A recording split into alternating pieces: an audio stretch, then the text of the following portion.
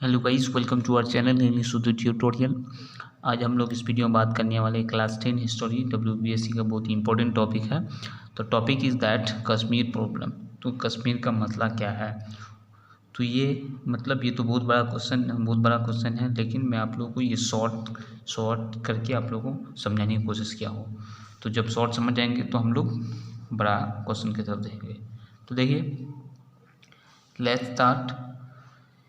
कश्मीर का मतलब हेडलाइन। आज़ादी के बाद कश्मीर के हिंदू राजा ने हिंदुस्तान में और मुस्लिम अवाम ने पाकिस्तान में इंजमाम का फैसला किया। तो आज़ादी के बाद मतलब हिंदुस्तान की आज़ादी के बाद हम लोग जानते हैं 15 अगस्त 1947 को आज़ादी मिली इंडिया को। तो आज़ादी के बाद क्या हुआ, कश्मीर के हिंदू राजा, तो यहाँ पर अब ये अलग अलग तरह का मिशन है। तो क्या हुआ, तो मुस्लिम माइनॉरिटीज़ लोग वहाँ पर वो पाकिस्तान में शामिल होने आ जाते थे। तो इसलिए क्या हुआ, आज़ादी के बाद कश्मीर का हिंदू राजा ने हिंदुस्तान में और मुस्लिम कौमों ने पाकिस्तान में इंजमाम का फैसला किया। तो इसलिए जो मुस्लिम अक्सरियत है वो पाकिस्तान में शामिल होने का फैसला किया, और जो हिंदू राजा थे कश्मीर में वो हिंदुस्तान की यूनियन में शामिल होने का इंजमाम का फैसला किया, मिलने का फैसला किया, रीयूनाइटेड का। तो पाकिस्तान की हमायत में कबायलों ने कश्मीर पर हमला करके 2/3 हिस्सा पर कब्जा हासिल कर लिया।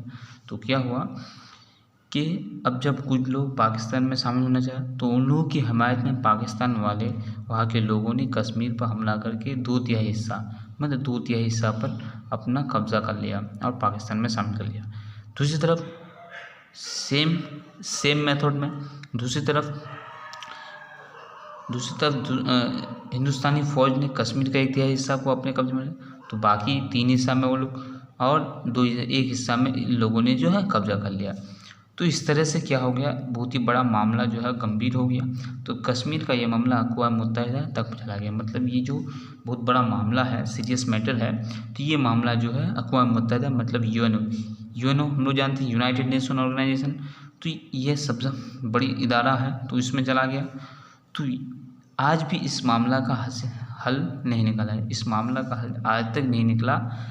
तो इसी मामला को हम लोग कहते हैं कश्मीर का मसला। तो देखिए यहाँ पर आप लोग ये तो बहुत लॉन्ग प्रोसेस है, तो इसको मैंने शॉर्ट करके समझाने की कोशिश किया है। तो देखिए, हम लोग कोई परेशानी है तो कमेंट करके जरूर बताइए। So thank you for watching, thank you for listening, have a good day.